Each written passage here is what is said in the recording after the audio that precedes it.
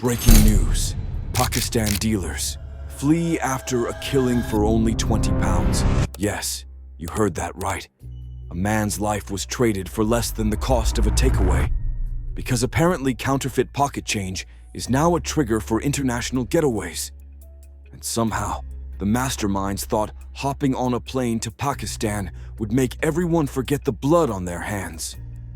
A man is dead, not over a drug empire, not over some gangland feud, not even over stacks of cash.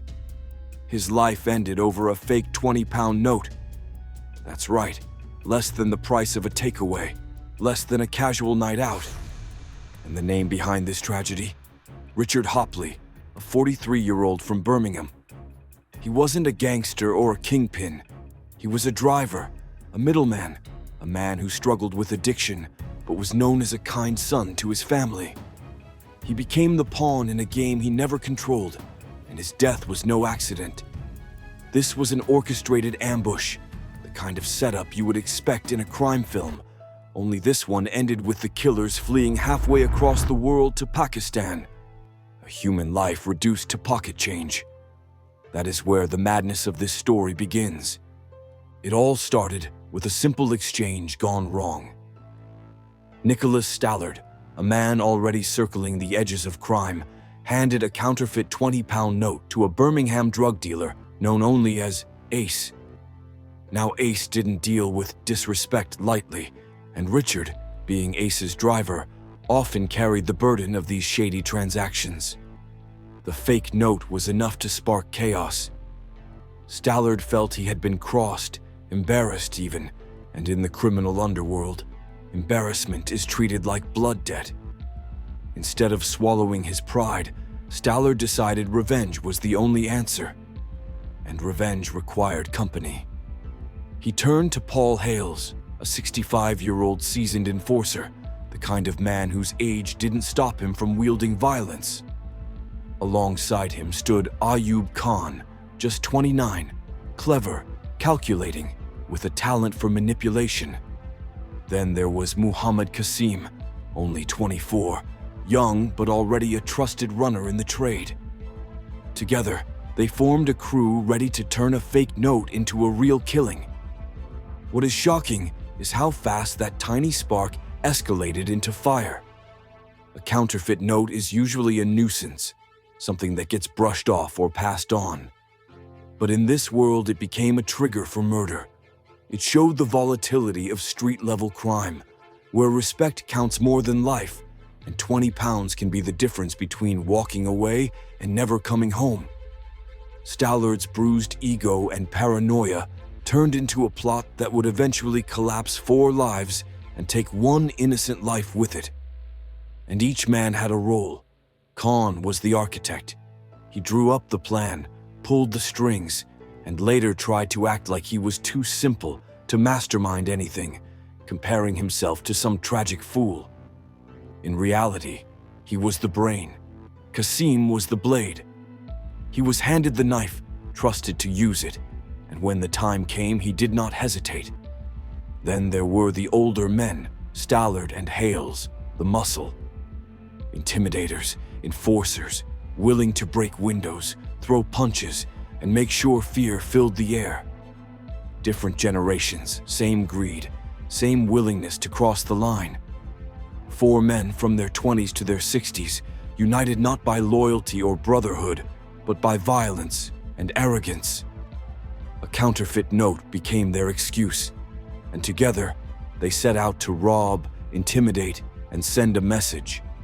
That message would end up costing Richard Hopley his life. On the night of the 22nd of September 2022, Richard Hopley set out in a Volkswagen Passat with Ace sitting beside him. For Hopley, this was supposed to be routine. Drive the dealer, make the exchange, go home. But when the car rolled into Underwood Close in Harborne, nothing about the night was routine. Waiting in the shadows were the men who had turned a counterfeit note into a murder plot. Muhammad Qasim slid into the front passenger seat. He demanded the drugs and, without warning, drove a knife straight into Richard's chest. One blow, precise and fatal. Outside the car, Stallard and Hales attacked, smashing the windows and trying to wrench the keys from Richard's hands. In the chaos, Hopley did something remarkable. Mortally wounded, losing blood fast, he still pressed his foot on the accelerator and drove away from the ambush.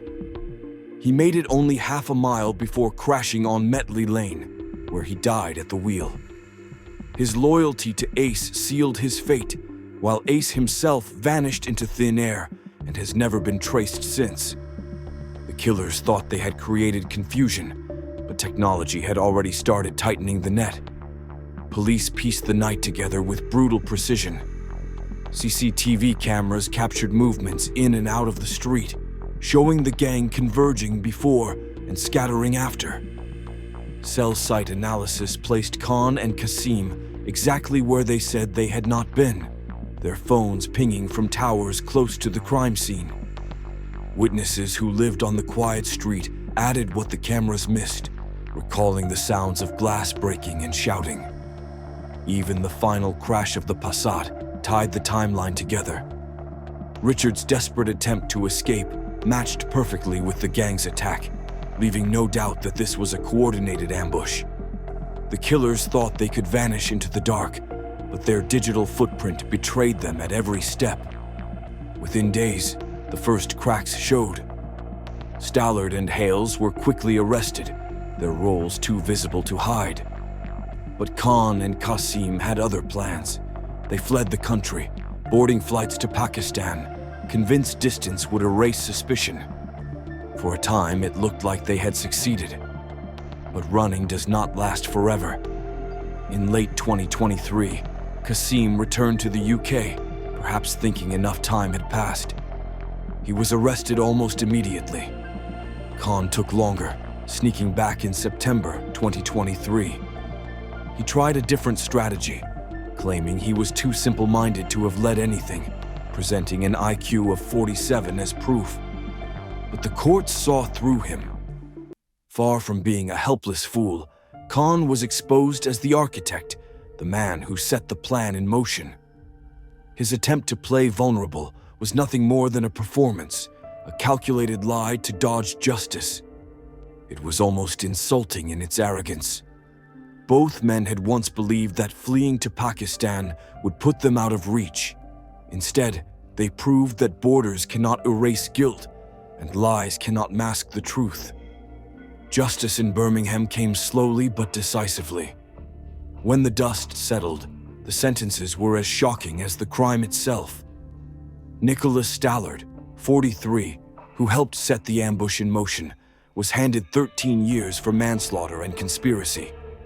His older partner in crime, 65-year-old Paul Hales, received 10 years. Neither had swung the knife, but the court made clear their role was violent and active. The real weight of justice fell on the younger men. Muhammad Qasim, just 24 when he drove a blade into Richard Hopley's chest, was convicted of murder and conspiracy to rob.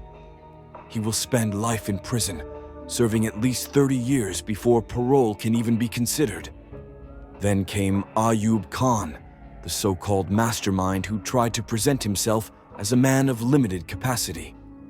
His lies collapsed under expert review, and the court named him the architect of the crime. He too was sentenced to life, with a minimum of 30 years. All for a fake 20-pound note. One man dead, 4 men caged, and the dealer known only as Ace vanished into thin air like a ghost. But the story of Birmingham's violence didn't end there. Just over a year later, another killing shook the city, one that carried the same echoes of betrayal and deception. The victim was Wallace Webb, 65, a former local councillor remembered for his kindness and commitment to community. He lived alone in Erdington, and in late January 2024, he welcomed 25-year-old Sakanda Hussein into his flat. What unfolded inside was brutal. Hussein stabbed Wallace to death and left his body to decompose for days. The motive was as callous as it was greedy. Within hours of the killing, Hussein was spending Wallace's money. He ordered over 250 pounds worth of Tesco goods delivered to his own address.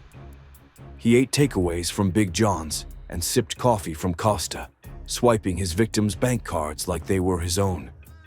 The spree added up to more than 400 pounds before he was caught. Hussein thought he could cover his tracks with stories. First, he claimed he was blackmailed by a mystery man he had met in a sauna. Later, he shifted his defense to self-defense, arguing Wallace attacked him first. None of it stood up. CCTV showed their final movements, bank records traced every pound he spent, and the physical evidence inside the flat exposed the truth. In January 2025, a jury convicted Hussein of murder alongside fraud. He was sentenced to life with a minimum of 21 years. Another life wasted, another life taken, all because of greed. A disturbing pattern runs through these cases. Both Ayub Khan and Sakanda Hussein tried to fool the justice system with fake stories. Khan pretended to be mentally challenged, claiming an IQ of just 47 to escape his role as ringleader. Hussein invented blackmail and cried self-defense. In both cases, their lies crumbled. In today's world of CCTV cameras, smartphone records, and digital bank trails, deception doesn't last long. These men thought they could outsmart everyone, but the evidence spoke louder than their excuses. 2 murders, 2 very different men, yet both stories carry the same ugly truth.